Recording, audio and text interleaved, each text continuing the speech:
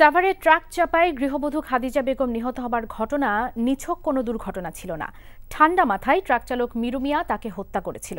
মামলার FIR, chargesheet ও সাক্ষীদের বর্ণনায় যা প্রমাণিত হয়, ট্রাক চালক মিরু মিয়াকে আদালত মৃত্যুদণ্ডের আদেশ দিয়েছিল বলে জানান ঢাকা জেলা ও দায়রা জজ আদালতের পিপি খন্দকার আব্দুল মান্নান। আর দীর্ঘ 14 বছর পর রায় পেয়ে দ্রুত তা কার্যকরের দাবি জানিয়েছেন খাদিজা বেগমের স্বজনেরা। জাহিদুর রহমানকে সাথে নিয়ে রিপোর্ট করছেন রোকন উদ্দিন। রাজধানীর অদূরে সাভারের ঝাউচর গ্রাম, সেখানেই বাস করেন নুরু গাজী আর খাদিজা বেগম। তখন সেখানে এত বাড়িঘর ছিল না, রাস্তাঘাটও ছিল না তেমন, তাই নিজেদের বাড়িতে যাওয়ার জন্য ব্যক্তিগতভাবে রাস্তা বানিয়েছিলেন তারা। কিন্তু সেখান দিয়েই ট্রাক নিয়ে যাওয়া আসা শুরু করেন মিরু মিয়া। ট্রাকের যাওয়া আসায় রাস্তা থাকে না। বাধ্য হয়েই তাকে বেশ কয়েকদিন নিষেধ করেন তারা, কিন্তু কিছুতেই তা মানেন না ট্রাক চালক মিরু মিয়া। ঘটনাটা 2003 সালের জুন মাসের। 3-4 দিন যখন এইভাবে বারবার বাধা দিতেছিল, ও জোর করেই যেতেছিল। ঘটনার দিন 20 জুন 2003-এ যখন 11:30টার দিকে যখন ট্রাকটা নিয়ে আসে, তখন বাদী এবং তার স্ত্রী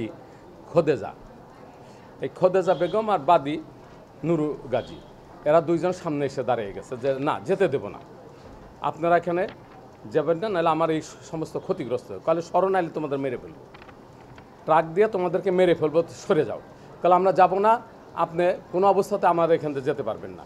তখন সে ট্রাক চালিয়ে দেয় উপর দিয়ে চালিয়ে দিয়ে তখন বাদী লাফ দিয়ে পরে সরে যায়, কিন্তু বাদীর স্ত্রী খোদেজা বেগম তার নিচে ফেলে দেয়, তাকে চাকার নিচে ফেলে দিলে পরে তারপরে ট্রাক চলে যায় এবং সাথে সাথে সে মারা যায়। ঘটনার পর মামলা করেন নিহতের স্বামী। তারপর কেটে গেছে 14টি বছর। এত বছর পর এ সপ্তাহে মেলে আদালতের রায়। ইচ্ছাকৃতভাবে তাদেরকে একেবারে ঠান্ডা মাথায় তাদেরকে ট্রাকের নিচে ফেলে ভিকটিমকে মেরে ফেলে। এটা কিন্তু অ্যাক্সিডেন্টের মামলা না। অ্যাক্সিডেন্টের মামলা কিন্তু টোটালি আলাদা মামলা।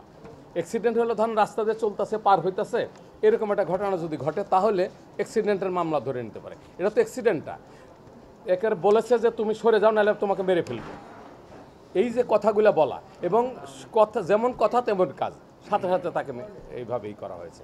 এই চাকার নিচে ফেলা ইচ্ছাকৃতভাবে তাকে মেরে ফেলছে, এবং এটা কিন্তু একেবারে 100% প্রমাণিত হয়েছে 302-এ।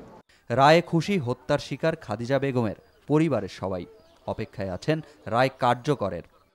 যদি এই ফাঁসিটা তাড়াতাড়ি কার্যকর হয়, তা নিয়ে খুব খুশি হই, আমার ছেলে মেয়েও সন্তুষ্ট হয়। সরকারের কাছে এই আমার আবেদন, এই ফাঁসির রায় জানি খুব তাড়াতাড়ি কার্যক্রম করা হয়।